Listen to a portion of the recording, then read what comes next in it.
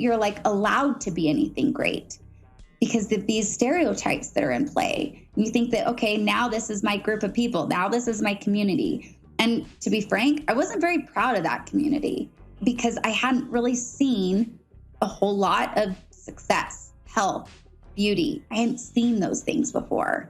Now that I'm in it, I'm seeing a lot more and I'm seeing us rise up. But for a long time, it was this like emotional pull. And behind closed doors, I would hit my legs a lot. I would just yell at them and scream at them, like, wake up. Like, what is wrong with you? Just trying to make them wake up. Like, I couldn't understand why they were not cooperating. Why could I not feel them? I could see them, I can touch them, but I couldn't feel them, I couldn't move them. And it drove me insane. Going to work, I tried so hard to be the boss and hold it together for the sake of everybody else. And then on my way to the car, like at the end of the day, I could just feel it. The tears would rise up into my throat and into the back of my cheeks. As soon as that door would close, I had a 45-minute commute every day and I would bawl the entire way home. I was just like, what is going on? Who am I now?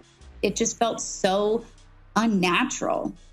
And I think that a lot of people go through that. And after you're injured, it's like, okay, now there's a lot of adaptive sports. I remember them really pushing adaptive sports. And it's like, I could care less. Like you see me dribble a ball or something, I'm ridiculous. I don't care about sports, and then I'd be like, okay, what else is there? And then be like, well, you can paint.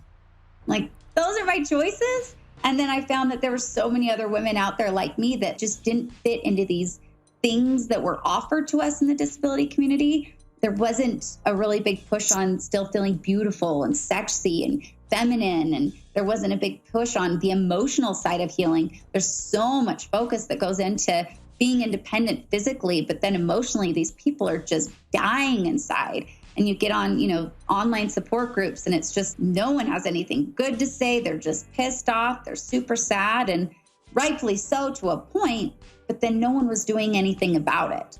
No one was letting it push them to be something different. And then slowly I started realizing I got round 2. Most people go through life and they get round 1. But us that have gone through an injury like this or an accident, we got a second chance. And there's got to be something better out there for us. Sarah's round 2 came when she moved to Hawaii with her husband, Sean. She immersed herself in healing, both physical and emotional. And not just to be independent, but to feel better. She started working with a personal trainer, improving her nutrition, and enjoying herself again.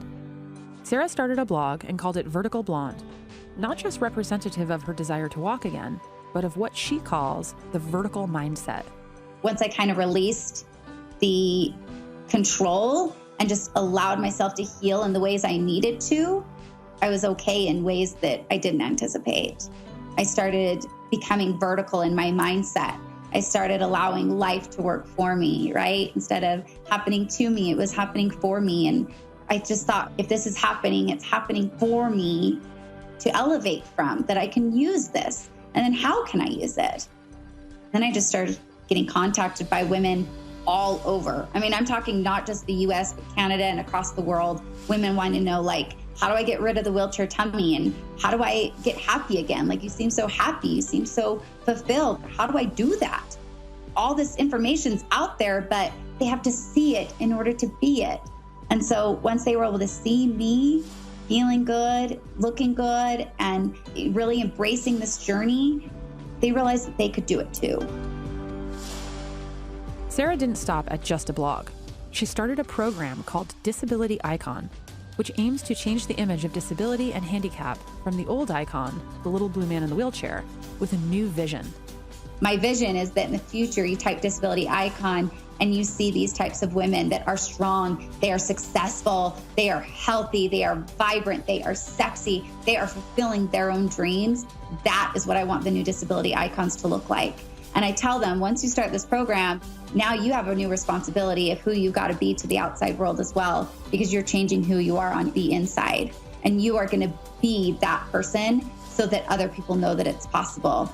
You're a living permission for these other people. Frankly, everybody's got something that disables them if they choose to allow it to disable them. And so everyone's got something that they need to overcome.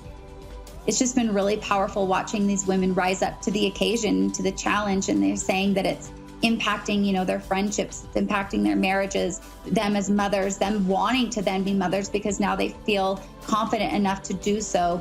That is changing lives, and that is changing an entire community. It is our time. It is the inclusion moment. You're seeing it in the media. You're seeing it on New York Fashion Week. We had women in wheelchairs on the runway. You're seeing it, and it's a really, really special time to be at the forefront of it and know that we're a part of it. It's been all virtual up until this point, and meeting at this event and being able to hug each other. And, I asked each one of them, why are you coming to this event?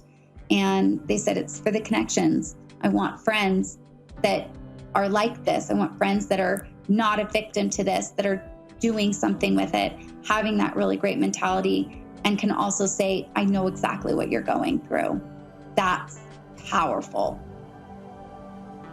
The event that Sarah referred to is Vertically, a 4-day experience that she created and hosts in Park City, Utah, featuring speakers on the psychology of healing, health and wellness, and spiritual growth.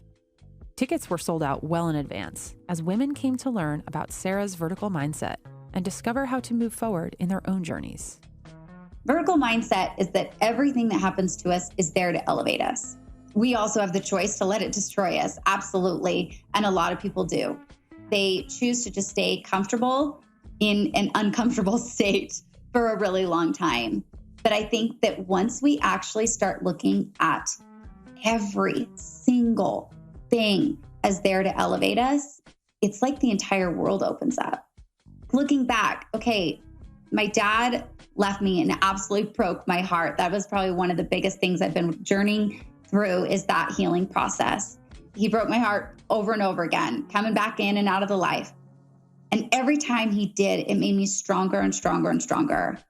And it propelled me towards this achievement, and that's really how I was seeking love and significance. I can really appreciate that and see that now. But it really did instill this achievement in me of really, really wanting to perform well and do it for the sake of kind of proving him wrong a little bit. Like, you had a really great daughter that you gave up on. God, without that, Tony, I've heard him say, like, if my mom had been the mom I wanted her to be, I wouldn't be the man I am. Guaranteed. If I had the life that was so quote unquote perfect that happened that day of the accident forever, I'd been happy. I'd had a great life, but there would be no kind of growth like I've had. And the growth of this journey through being in this wheelchair and having to relearn